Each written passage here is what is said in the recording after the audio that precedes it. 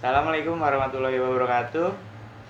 Perkenalkan, nama saya Nabil Weka Rasendria dan ini adik saya Naufal. Di sini saya ingin menjelaskan materi manajemen pemasaran, yaitu bab 9 dan bab 10, yaitu tentang pengembangan produk baru dan penetapan harga pokok.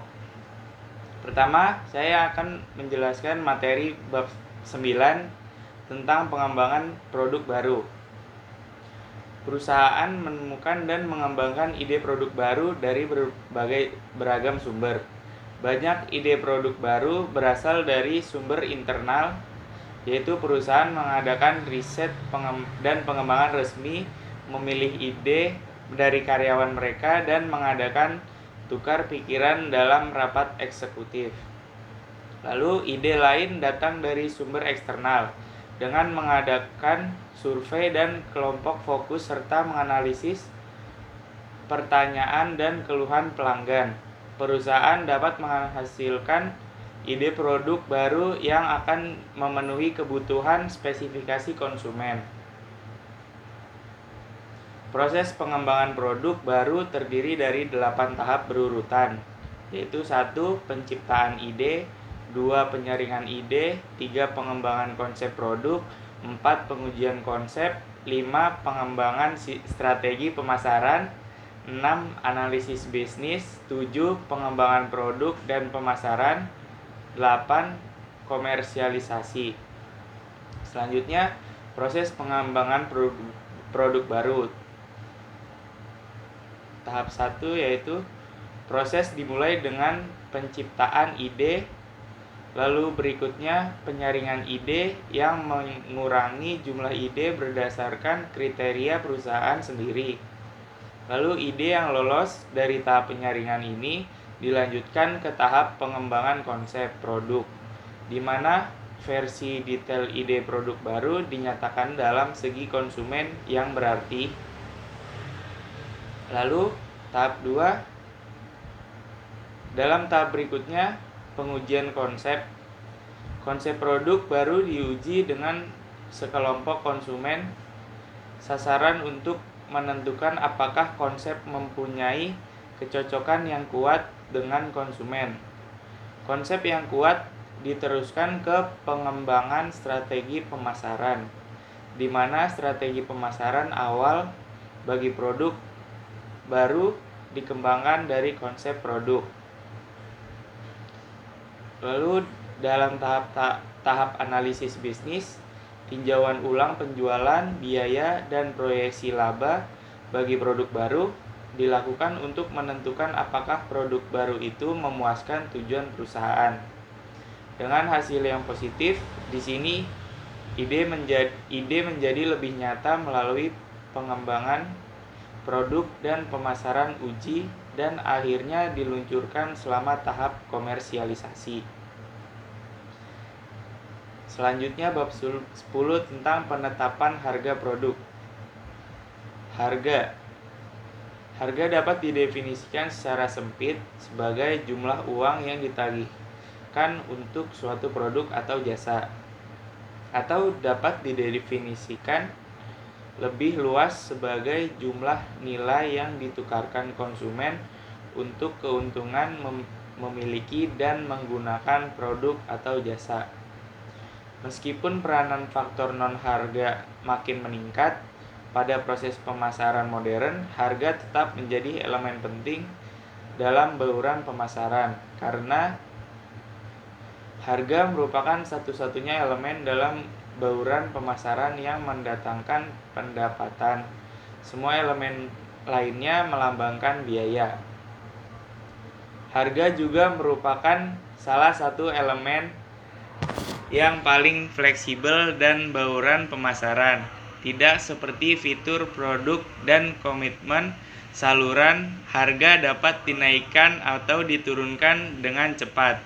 Tantangan penetapan harga adalah menemukan harga yang mungkin perusahaan mendapatkan laba yang wajar dengan cara dibayar untuk nilai pelanggan yang diciptakannya. Lalu problem atau masalah dalam penetapan harga. Banyak perusahaan yang kurang baik dalam menangani penetapan harga, keputusan sampai keputusan penetapan harga, dan persaingan harga merupakan problem utama bagi banyak eksekutif pemasaran. Problem penetapan harga juga sering timbul karena manajer terlalu banyak menurunkan harga. Harga terlalu berorientasi pada biaya daripada nilai pelanggan yang diciptakan, atau harga tidak selaras dengan bauran pemasaran lainnya. Faktor internal dan eksternal dalam penetapan harga. Faktor internal yang mempengaruhi keputusan penetapan harga yaitu keseluruhan strategi pemasaran perusahaan, tujuan, bauran, dan organisasi penetapan harga. Harga hanya salah satu elemen dari strategi pemasaran perusahaan yang lebih luas. Bila perusahaan memilih pasar sasaran dan posisi secara cermat, maka bauran pemasarannya termasuk harga akan mengikutinya.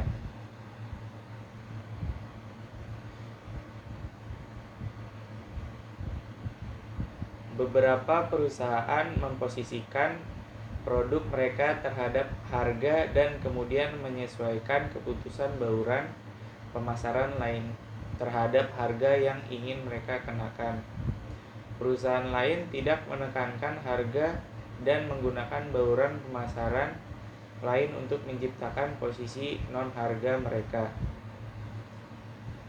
Tujuan penetapan harga dapat pada umumnya termasuk bertahan hidup, maksimalisasi keuntungan saat ini, kepemimpinan pangsa pasar, atau mempertahankan pelanggan dan membangun hubungan. Keputusan harga harus dikoordinasikan dengan desain produk, distribusi, dan keputusan promosi untuk membentuk program pemasaran yang konsisten dan efektif. Terakhir, untuk mengkoordinasikan tujuan dan keputusan penetapan harga, manajemen harus memutuskan siapa dalam organisasi yang bertanggung jawab menetapkan harga. Faktor eksternal lainnya dalam pertimbangan penetapan harga yaitu kondisi alamiah pasar dan permintaan strategi dan harga pesaing, dan faktor lingkungan seperti ekonomi, kebutuhan penyalur, dan tindakan pemerintah. Kebebasan penetapan harga oleh penjual bervariasi untuk setiap jenis pasar. Pada akhirnya pelanggan memutuskan apakah perusahaan telah menetapkan harga dengan benar. Pelanggan menimbang antara harga terhadap nilai anggapan untuk menggunakan produk. Bila harga melebihi, jumlah pelanggan tidak akan membelinya, sehingga perusahaan harus memahami konsep seperti kurva permintaan, hubungan harga sampai permintaan, dan elastisitas harga atau sensitivitas konsumen terhadap harga. Konsumen juga membandingkan harga suatu produk dengan harga produk pesaingnya. Sebuah perusahaan harus mempelajari nilai pelanggan dan harga dari tawaran pesaing. Itu saja dari saya, kurang lebihnya mohon maaf. Wassalamualaikum warahmatullahi wabarakatuh.